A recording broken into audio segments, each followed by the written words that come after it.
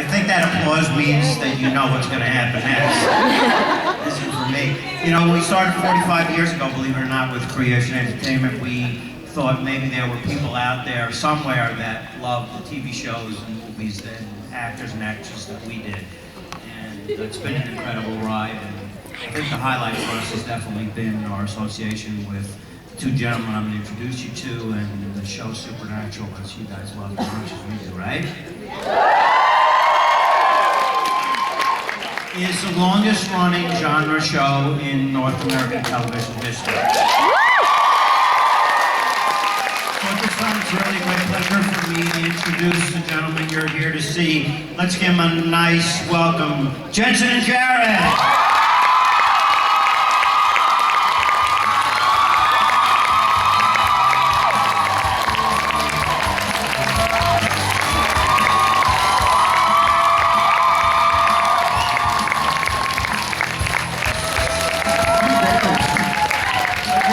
Thanks, Gary. Where's Gary? Where did he go? This is a swift exit. Good morning, Toronto. How are we? That was my line, man. What? I was going to do the Good Morning Toronto thing. Good morning, Toronto. What is this thing? It was totally fine. I was outrageous. I'm tall.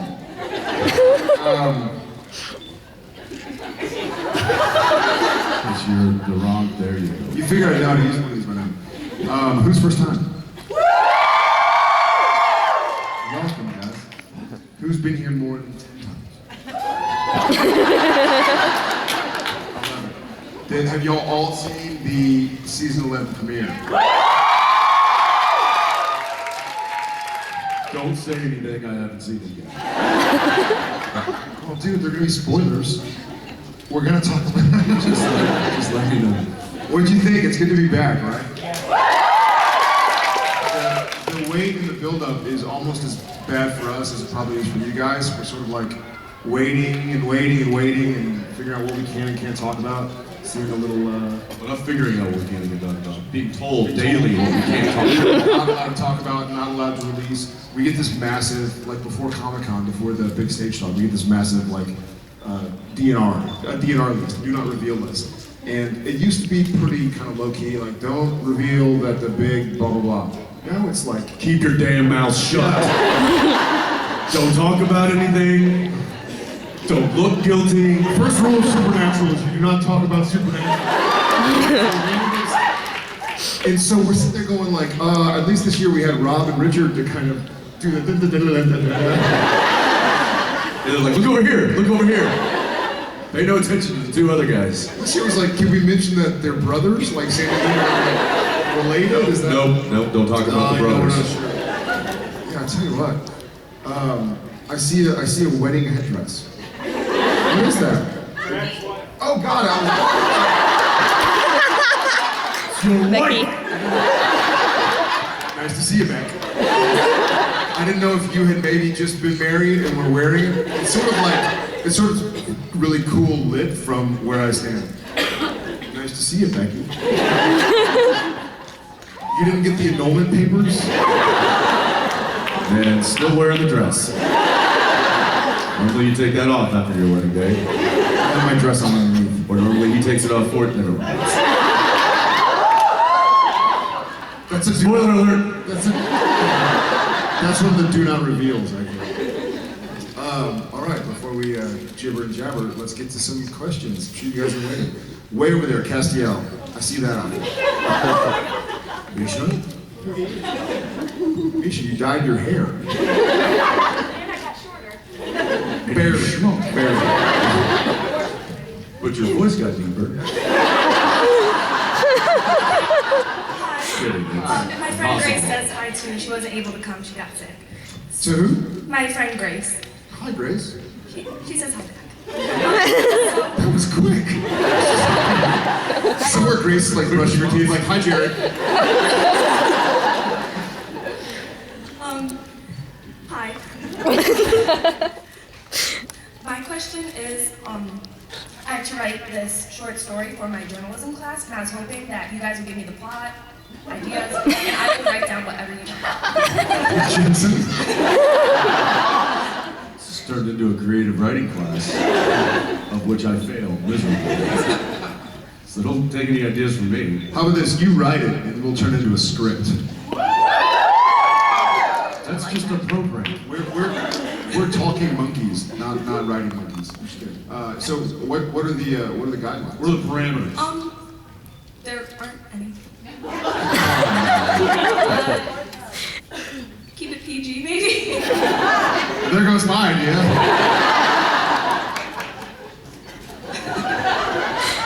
And that was.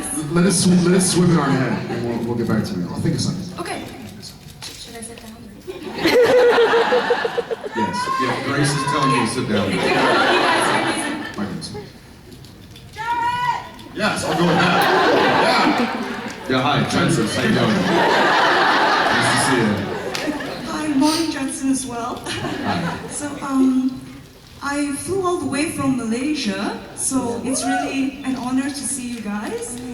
And before I ask my question, I just wanted to say it does my heart good to see you well, Jared, and thank you so much for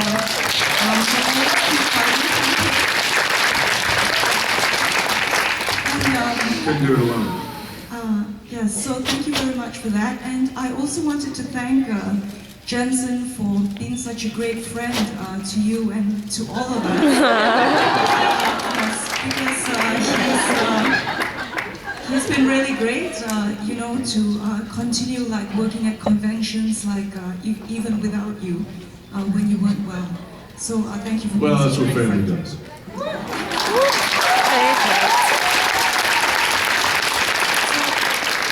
I wanted to thank you so much, Jared and Jensen, for bringing so much light and joy into the world by sharing your talent and your beauty and your heroism.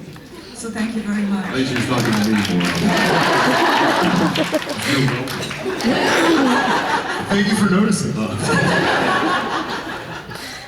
Thank you very much. She's saying you bring that light, and literally all I can see are like these three like headlights shining right at my face, and I'm like, that's not me. The light. We're under arrest. Well, thank you, and thank you for traveling. Yeah, thanks for the big flight. And thank you for those of you who did travel the distances that you did. I know there were some long flights involved in getting there, so thank you for being here. Did you have a question? Yes. So my question is, where on a movie where on a TV series where brotherhood and love is such a huge theme. Why do you think it is that Sam hasn't had a romance in 10 years, whereas Dean has cornered the market? Because he's had best buds in Benny and Cass and even Crowley. Because Dean's a whore.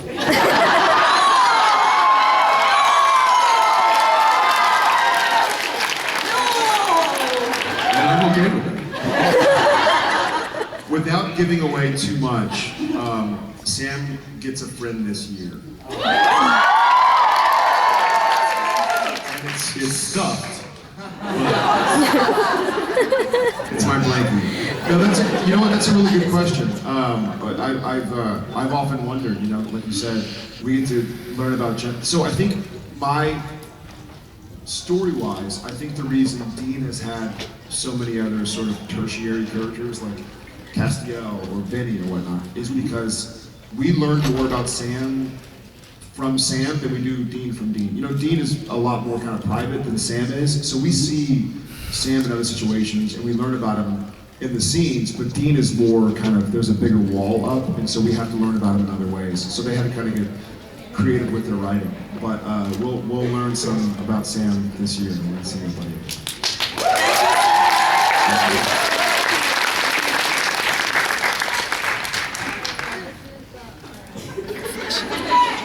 That was good. That was good. That was good. How about right here?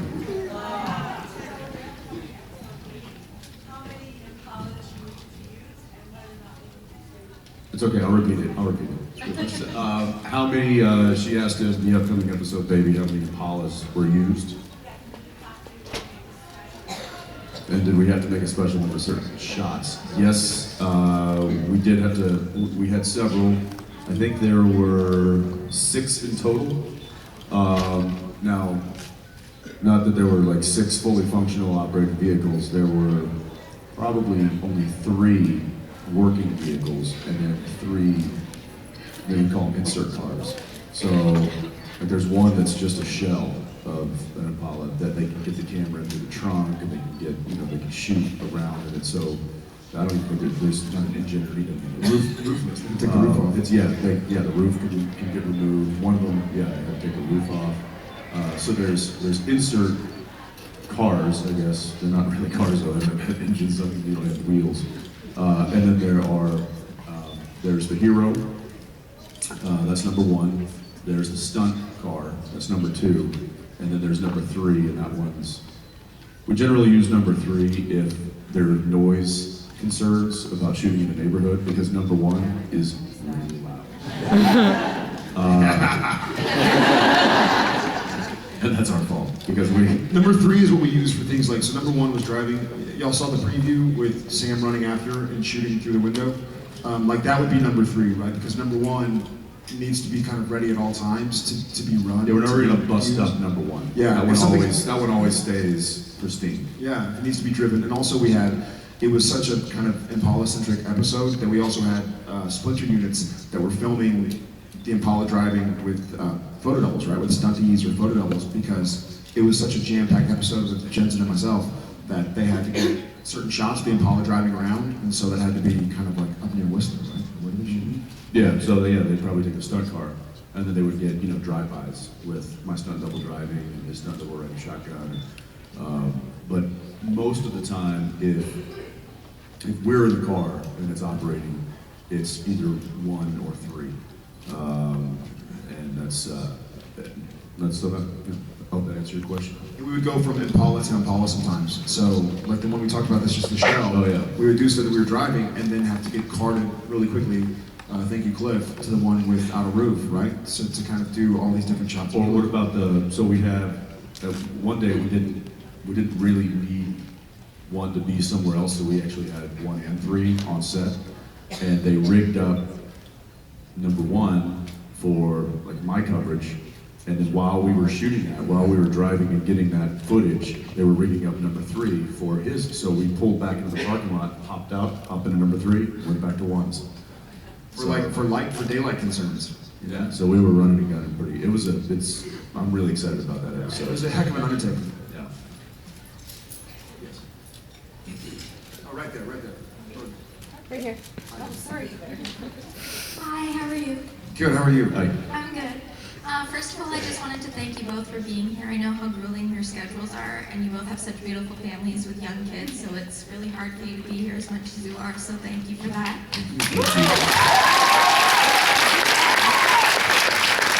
My question is for both of you. I was just wondering, over the years, is there a specific scene that has been really like emotionally grueling for you?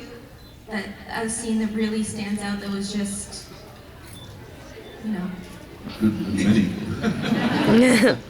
emotional grueling days. A few stick out to me. A few where sort of Jared Padalecki, the professional actor, kind of got lost in maybe Sam Winchester. And that's almost a bad thing. Like you want to be. There's a story, when I did the Christmas movie with Peter O'Toole, it happened in that movie as well, where sort of my emotions got taken over, even if they called cut. And he kind of called me over and we walked to the side, and he said, and I was playing a character named Tom, and he said, save those. Those are Tom's tears, not yours. And I was like, that's awesome. Easy for you to say here. No, here's one of the greatest actors of all time, right? So there's honor in the craft as well, you know, and I think we're both actors that try to find a reality in our character, but I still love the craft of acting, right? And trying to tell a story. The most recent I can think of is Sacrifice. Kind of got a hold of me.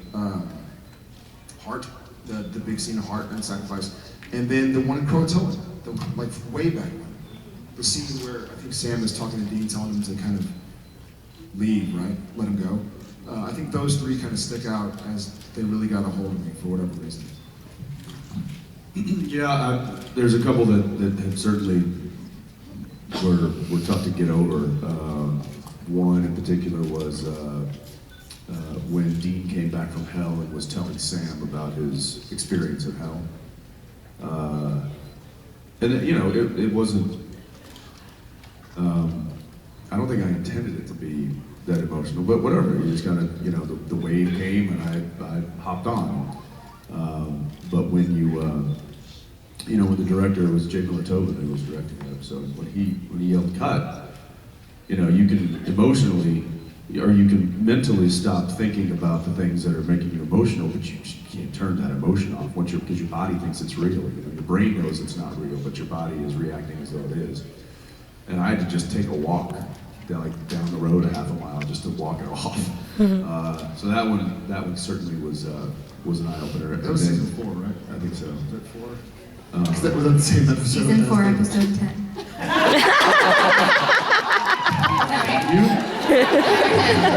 You're hired. Done. That also was the episode where we had probably the most bizarre, funny scene of all time in the big barn dinner theater. That was the original Supernatural dinner theater. That was. So, the big massive showdown in the barn in that same episode where it's like Ruby, Alistair, and Sam, and Dean, and Castiel, and the Demon Goons.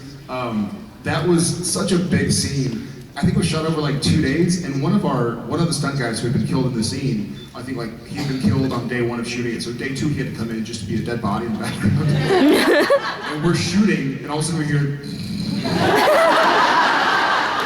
is that dead demon snoring? Yes, he was. And he woke himself up with snoring, and his reaction was like this. He was sort of like,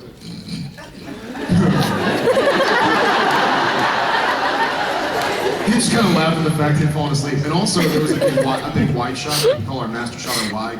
The whole scene, you see where Sam and Dean are in Kansas. And so, usually that's only used at the beginning of the scene. Then you start going into characters, but there were so many characters in different parts of the barn that we had to kind of run the wide shot for a while. But there was no way to run it properly because they were like visual effects. And so, there's a part where a knife disappears, and so our prop girl is and on camera, sneaking in. Yeah, everybody goes pause, everybody just freezes. And she just runs in, grabs a knife, runs knife, and action. And we start moving. And then we were so kick him. And then there was an angel explosion, I think. So Jensen and I had to guard our face, but they weren't cueing us when to stop guarding our face. So I remember one time I looked over and Jensen still has eyes closed. So I was like, okay. Not that fast, too.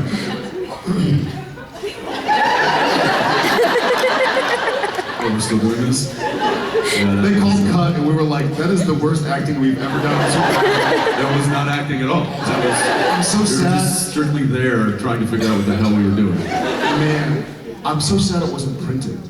Now, I would watch that over. It probably was. It's probably somewhere. There's bound to be some dailies in it. We'll have to have them Yeah, publish those things. that was a good one. Just real quick, I would say that another one aside from that one that still that I remember very clearly is sitting next to Dead Sam on the bed.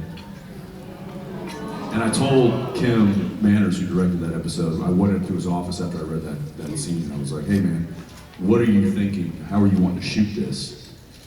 Because I don't know how many takes I'm gonna be able to give you. And so he's like, okay, I'll tell you what I'll do. I'll get 2 cameras, and I'll just have them floating. I'm gonna black out the whole scene, the whole set, so that you're not disturbed, and we can, get into that headspace.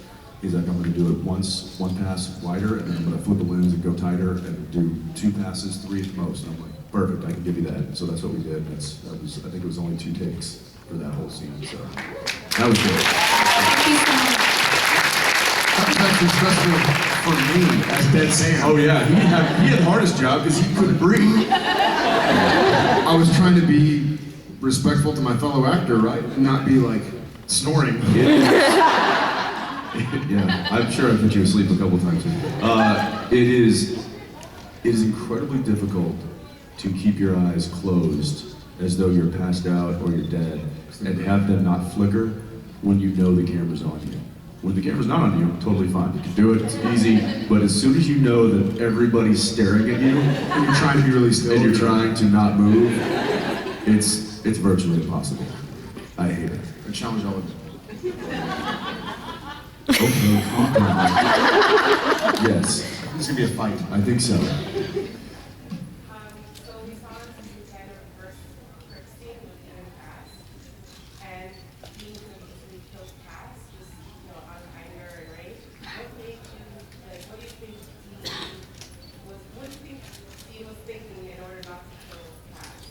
What was Dean thinking in order not to kill Cass? Then Misha's got a contract. He was thinking I wouldn't have any more days off if, Yes. Yeah, I can't give Jensen any more days off if I kill Cass. I don't know. that was partially the struggle with Dean trying to open the mark, right? What you trying to... Yeah, I mean, that kind of goes into the battle that he was having with himself. It was probably less about the relationship with Cass and more about the struggle that he was having internally. You know, I think that because of the history that he has with Cass, that was making it that much more difficult. But that scene was really about the internal struggle that Dean was having throughout that whole season. Was. So yeah, I don't think it was any one particular thing. Like I'm gonna miss his face. Although I don't think I would. Kidding. We love Misha. And whatever he plays in the show. But I think it was more about the internal story. So. I'm remiss that we never had the scene where maybe, I guess it would have had to be Crowley, where Crowley's like, Kane, Dean, Kane. And together, you are a Superman. We've been working on that for like months. And Here's your don't worry, short story. we'll continue it until it gets a laugh. All right, ready. Oh wait, she's gonna give you a mic. Look at this. Everyone can hear you. First of all, I want to say this is my first convention, and I came by myself from Buffalo. And thank you. And I was so scared, but everyone, like I posted on fan sites, and they were like, "Oh my God, you gotta come. We'll walk with you to your hotel. We'll sit with you when you're like nervous," because I have really bad anxiety. And I think, like I always heard that the fans were like a family, and like now I feel it. And it's Actually, I have chills right now. Sorry. so do I. And it has been like the most incredible experience of my life. I love it. So thank you for that. And then I think we learned that from like watching you two and the way you act with each other and with the cast. And like even during like karaoke, everyone was just like you could just see and feel like the love, and like I think I cried the entire time.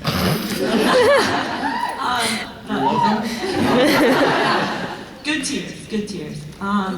But my question is kind of what you were talking about earlier about like the death scenes and like what is harder to do, like playing the character, like emotionally, playing the character who is dead, or the one who's like reacting to their death? Because obviously Sam and Dean die kind of a lot. So like, does it get any easier? Like, what's harder emotionally, acting wise? Emotionally, I don't think either is necessarily hard emotionally. That's the problem, is that I don't think it's difficult for, first and foremost, thank you. That's thank such you. a cool story. And thank we're the very happy family. you're here. Yeah. I'm really happy I'm here today. We're all together in 2 weeks, so like, I have no time at all to be fair. So cool. For me, it's more difficult to do lighthearted Sam stuff, like funny Sam stuff, because I think Sam is such a kind of ethereal sort of thinking man that I don't think obviously Dean's got the kind of swashbuckling sense of humor. So funny episodes are more difficult for Jared to shoot, even though I'm kind of a goofy guy and love funny stuff. But the emotional bit, it's not difficult for me to find it or get there. I don't think it's difficult for Jensen either. It's more that you can't really fake it. There's a great book called, is it Blink? by Malcolm Gladwell, and they did a test on people where they had them hold a pencil in their mouth and watch like a cartoon or something. And so they had them hold it like this for one time, where they kind of are smiling, and then they had them hold it like this, where kind of put their face into a frown position, and then they asked them questions afterwards. They had a couple different groups, and the people who had the frown position of the pencil, like by and large, had a worse experience of watching the cartoon, which is another way of saying, if you're crying, even as a character, Jared's still crying, you know? Jensen's still crying. So my body doesn't know, like, hey, just acting, you know? So your emotions kind of go to a place where it's like you've been crying for a day. It's like you've lost a friend or a family member. So that sucks. But it's not difficult with the writing. I know Sam enough to know how to get there, and our writers know Jared and Sam enough to help me get there. So it's not difficult. It's kind of more difficult to hold your breath and continue to do that. I think I probably have a little different experience just because of the character, but like he said, we've been doing this for a while. We know the characters pretty well, and to get to an emotional state is something that has gotten not easier, but it's just we're able to control that a little bit better as the show has continued. I always prefer doing the more comedic stuff. We just had an episode that Mr. Spate directed,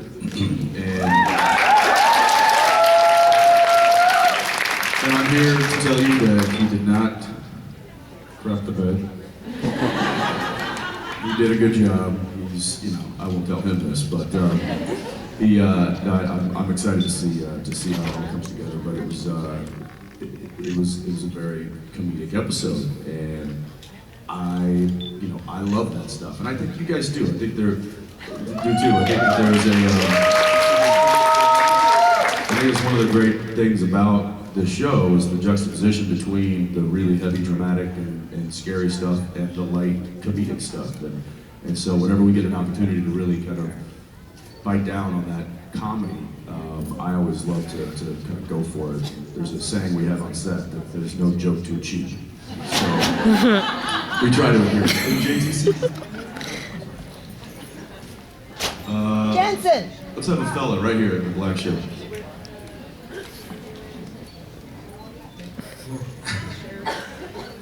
Good show. Right on. Thank you. I like you as a friend. I'll take that. The question I had, it's kind of a funny little thing. When you rushed back to Harvell's Roadhouse to get some information, you found it burned to the ground. And you were looking for Ellen or that's the point. When you found the wrist, the burnt body, the recognizable watch, did you realize when you said it, oh, Ash?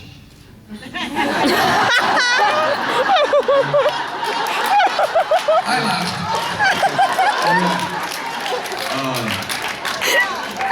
No joke too cheap. That was, and again, this goes back to the, I never thought about that. Well, you probably don't watch the show as much as everybody else. Yeah, this goes back to the sick and twisted mind of Eric Kripke. I believe it was his line, and that's just him being, twisting his mustache in the writing room. Of course, I read it, and then I put two and two together when I got on set, and I'm like, oh, that's sick. So good, I'm glad you got that. Because not a lot of people did, and it was good. That's great.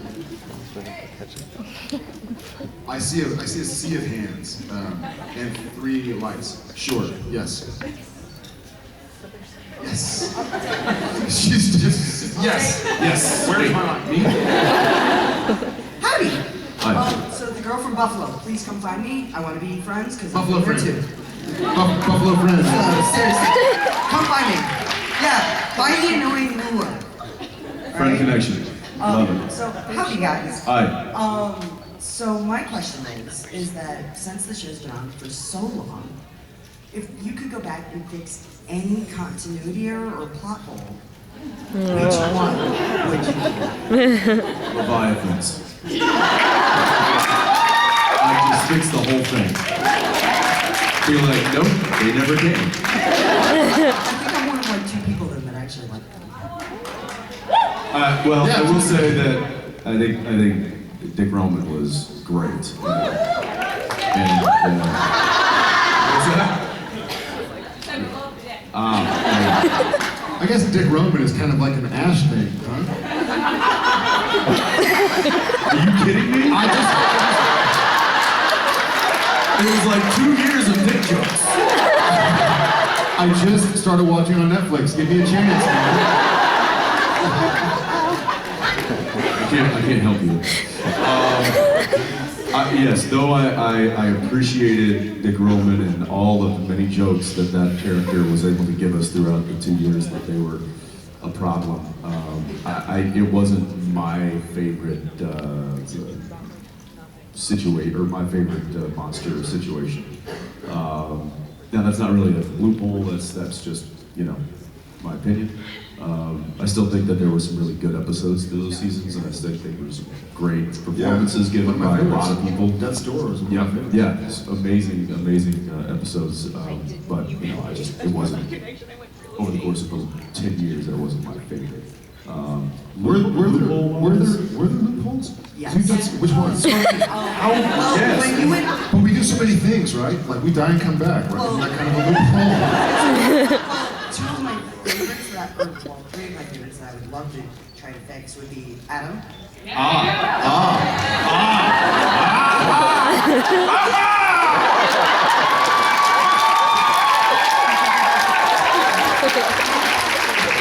Sick of hearing about this Adam fella. Also Jesse, the little kid.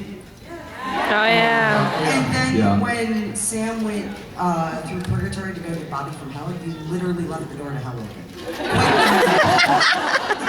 Oops. I'm pretty sure a strong wind shut the door. I was gassing that day. Yeah. Oh, I left the door open. You said it. Well, look, I know that they're. You mean that Adam's in the cage, or do you mean about the brother thing? The brother thing. Like. Well, that wasn't really a loophole. Daddy was. It's like you guys never. Daddy was promiscuous. Well, it's like, yeah, you guys have had the time to. You caught that, thank you. The roaming. Well, let's just say, yes, look, over the course of 10 years, there are going to be some. 11. We haven't done 11, we've done 10 and a half, 10.5. We haven't done 10 and a half, we've done like 10 and a quarter. 10.45. I round down. Why do you round down to 5? That's not rounding. Adam had just, in fact, the episode that we are filming currently, right now. Yes, Adam, the subject of Adam gets brought up.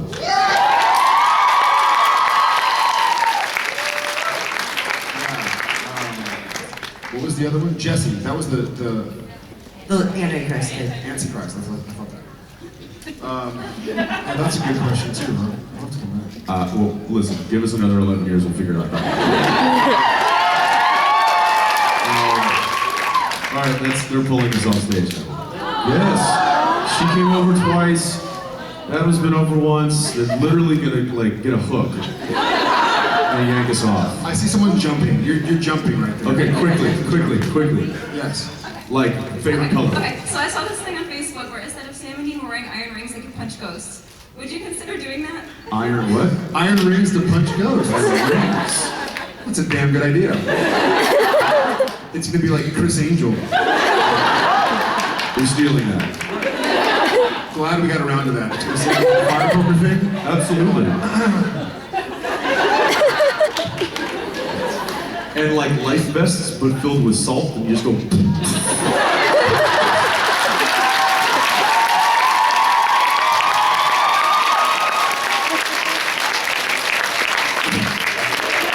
And of course, the bungee. Throw the gun, comes back. All things you will see in season 11. I'm kidding.